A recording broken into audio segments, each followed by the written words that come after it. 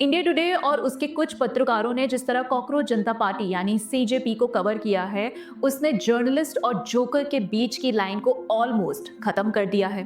पहले आप खुद सुनिए कि इंडिया टुडे की so called journalist Sonal Mehrotra Kapoor क्या कहती हैं। Cockroaches are back. Well, that's the post with which the Cockroach Janta Party of India has now reappeared on X. Why did it reappear on X? Because apparently their account had been removed. इस video में सोनल मेहरोत्रा कपूर का basically कहना ये है कि cockroach जनता party ने x पर फिर से वापसी कर ली है।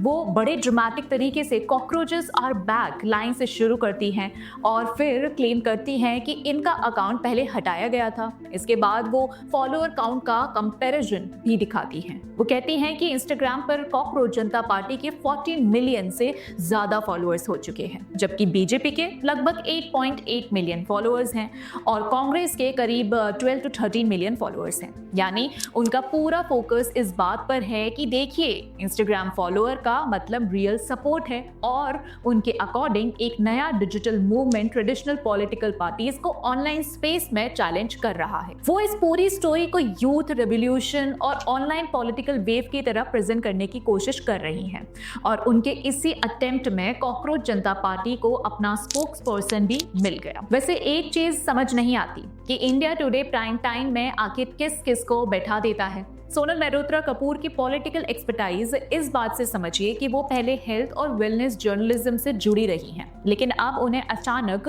कॉकरोच जनता पार्टी के लिए ऑलमोस्ट प्रमोशनल फेस की तरह इस्तेमाल किया जा रहा है, जिसमें रिपोर्टिंग कम और मोस्टली प्रमोशन है। एक वायरल इंस्टाग्राम फ्लूक को जेनजी रेवोल्यूशन बनाकर बेचने की कोशिश हो रही है, एक ऐसा रेवोल्यूशन जिसके फॉलोअर्स भी असली नहीं हैं।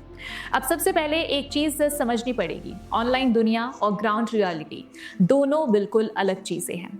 आज अगर मैं अपने गांव में जाकर किसी दादी से पूछूं कि बीजेपी को जानती हो, मोदी जी को जानती हो, तो वो तुरंत बोलेंगी हाँ बेटा, गांव का बच्चा बच्चा जानता है। लेकिन अगर मैं उनसे बोलूं कि इंस्टाग्राम पर किसके कितने फॉलोअर्स हैं, बीजेपी के इतने, कांग्रेस के इतने और इस नई पार्टी के इतने, तो उन्हें क्या फर्क पड़ेगा। फॉलोअर्स और ग्राउंड रियलिटी में बहुत बड़ा फर्क होता है। हमने कई बार देखा है कि ऑनलाइन पॉपुलैरिटी वोट में कन्वर्ट नहीं होती। एग्जाम्पल के लिए दुर्गावती को ही देख लीजिए, मिलियंस में फॉलोअर्स हैं, मैसिव ऑनलाइन रीच है, लेकिन क्या उसके बोलने पर केजरीवाल ग्राउंड लेवल पर इलेक्शंस में आम लोगों ने जिताया? क्या उससे इलेक्टोरल सक्सेस मिली? नहीं।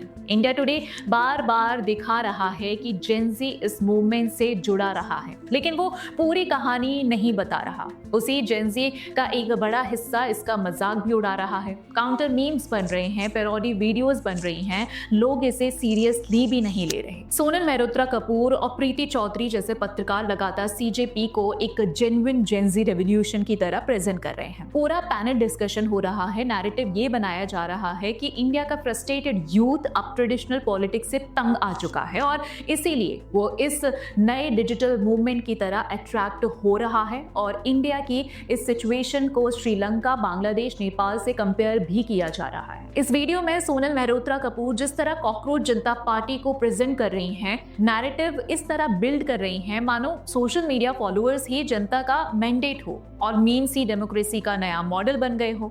इंडिया टुडे इस पूरी स्टोरी को ऐसे बेच रहा है जैसे एक वायरल इंस्टाग्राम पेज ने ग्राउंड पॉलिटिक्स को रिप्लेस कर दिया हो।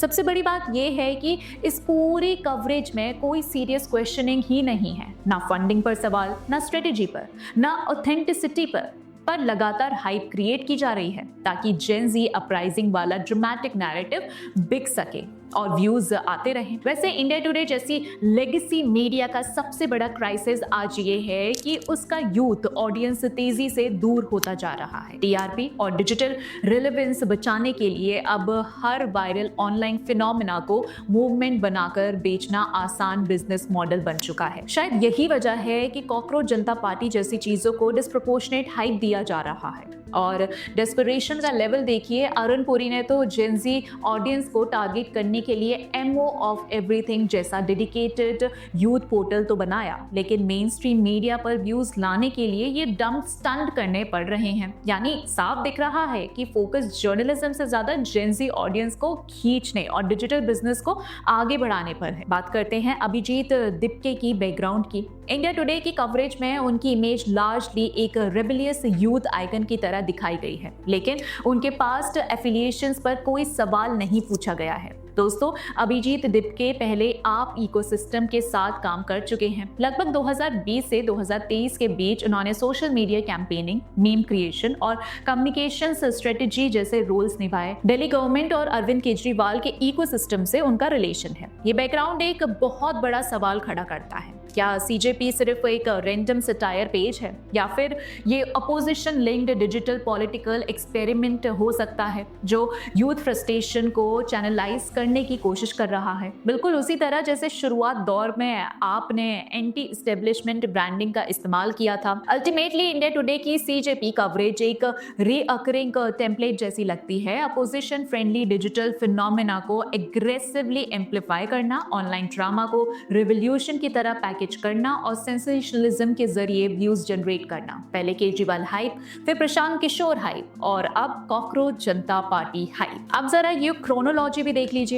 सिर्फ 18 मई से 22 मई के बीच आज तक और इंडिया टुडे ग्रुप ने कॉकरोच जनता पार्टी पर जिस तरह की लगातार कवरेज चलाई, वो रिपोर्टिंग कम और फुल स्केल हाइप कैंपेन ज्यादा लगती है। कभी कॉकरोच क्रांति, कभी जेंजी का गुस्सा, कभी वर्ल्ड रिकॉर्ड, कभी बीजेपी कांग्रेस को पीछे छोड़ दिया, कभी क्या 2029 में चुनाव लड़ेगी, कभी एक्सक्लूसिव इंटरव्यू, कभी अपोजिशन भी आ गया। मतलब हर कुछ घंटों में नया ड्रामेटिक एंगल। सवाल ये है कि आखिर एक मीम बेस्ड इंस्टाग्राम पेज को प्राइम टाइम पॉलिटिकल फिनोमेनन बनाने की इतनी बेचैनी क्यों है? सबसे मजेदार बात ये है कि इनका इकोसिस्टम दूसरों पर चाटुकारिता और प्रोपेगेंडा के आरोप लगाता रहता है, लेकिन यहाँ कौन क्या कर रहा है? 4 दिन पुराने इंस्टाग्राम पेज को इस तरह non stop prime time coverage देना, फॉलोअर काउंट को नेशनल पॉलिटिकल स्टोरी बनाना, रेवोल्यूशन की तरह प्रेजेंट करना, अगर ये टीआरपी जर्नलिज्म नहीं है तो फिर क्या है? जर्नलिज्म का काम है टफ क्वेश्चंस पूछना, लेकिन यहाँ तो पूरा फोकस हाइप बिल्ड करने पर दिख रहा है। फंडिंग पर सवाल नहीं, ऑथेंटिसिटी पर कोई सवाल नहीं, बॉट फॉलोअर्स पर नो सवाल, ग्राउंड प्रेजेंस पर नो सवाल, बस फॉलोअर काउंट और सेंसेशनल हेडलाइंस पर। इतना ओपनली प्रमोशन तो पॉलिटिकल आईटी सेल्स भी शायद ना करें, जितना एग्रेसिव एम्प्लीफिकेशन लेगेसी मीडिया खुद कर रहा है। ऐसा लग रहा है जैसे India today group desperately Gen Z audience पकड़ने की कोशिश में किसी भी वायरल ट्रेंड को इंडियाज नेक्स्ट रेवोल्यूशन बनाकर बेचने को तैयार बैठा है। और आयरनी देखिए, वही लोग जो हर समय मीडिया इंडिपेंडेंस और न्यूट्रल जर्नलिज्म की बात करते हैं, आज एक इंस्टाग्राम में मूवमेंट के अनऑफिशियल पीआर मशीन बनाते दिख रहे हैं।